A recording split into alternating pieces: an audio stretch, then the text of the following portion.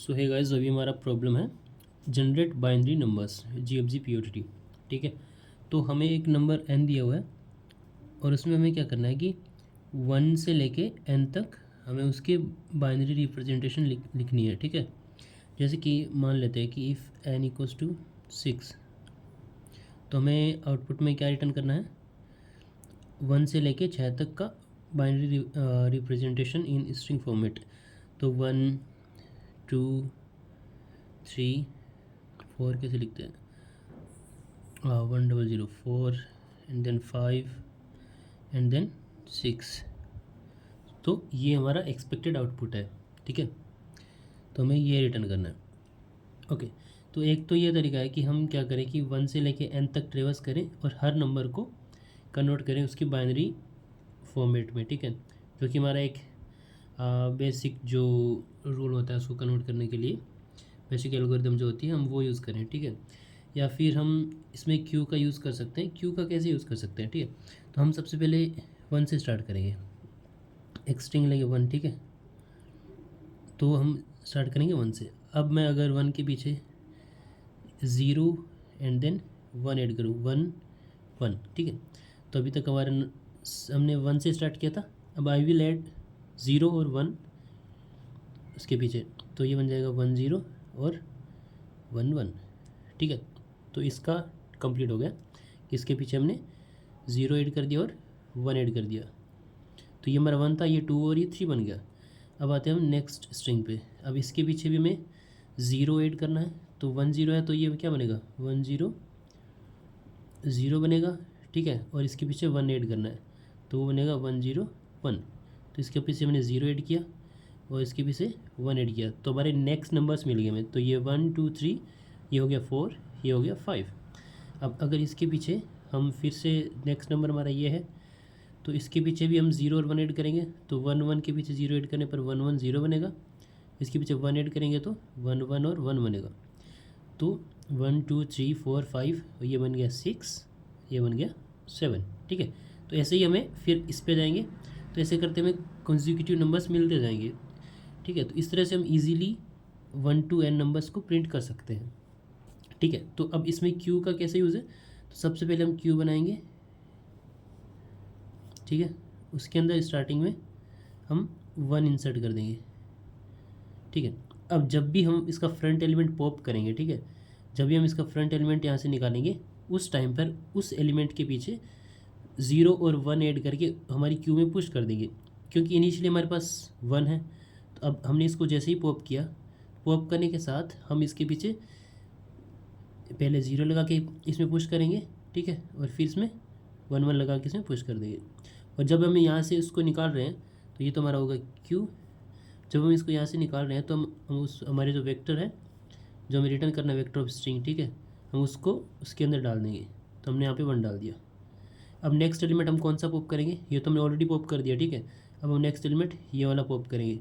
तो ये जब पॉप करेंगे, पॉप करने के साथ इसको इसके अंदर डाल दिया, तो ये इसको मैं लिख देता हूँ कि रिज़ल्ट। ठीक है, और जब हम इसको पॉप किए, पॉप करने के साथ साथ इसके पीछे 0 लगाया, तो 0 0 बन गया, और 1 लगाया और हमारी क्यू के अंदर डाल दिया। ठीक है, तो 1 0 और 1, 1 0 और 1।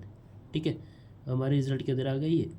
अब हमें नेक्स्ट एलिमेंट कौन सा पॉप करना है, ये वाला पॉप करना है। ठीक है, तो अब हम इसको पॉप करेंगे और हमारे वेक्टर में डाल देंगे। और क्योंकि इसको मैंने पॉप किया है, तो पॉप करने के साथ साथ हमें क्या करना है, क्यू के अंदर इंसर्ट भी करना है। क्या, इसके पीछे 0 लगा के 1 1 0, और इसके पीछे 1 लगा के 1 1 1। ठीक है, अब क्योंकि हमें n नंबर्स ही चाहिए, ठीक है, तो हम सारे नंबर के लिए तो हम इंसर्ट नहीं करेंगे।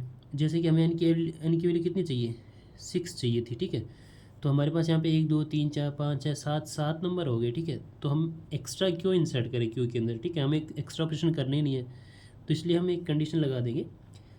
सबसे पहले क्योंकि हमारी n की वैल्यू कितनी है, 6 है, तो जैसे ही हम एलिमेंट पॉप करेंगे उसके साथ n की वैल्यू को सब्ट्रैक्ट कर देंगे।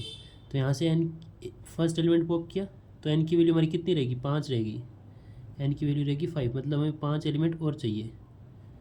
ठीक है, तो अगर हमारी क्यू के अंदर जो एलिमेंट्स है वो बचे हुए एलिमेंट से अगर इक्वल या ज़्यादा हो गए, तब हम फर्दर हम ओनली पॉप ही करेंगे एलिमेंट को, उसके बाद वैल्यू को इंसर्ट नहीं करेंगे। जैसे बताता हूँ कि हमने यहाँ से स्टार्ट किया था 1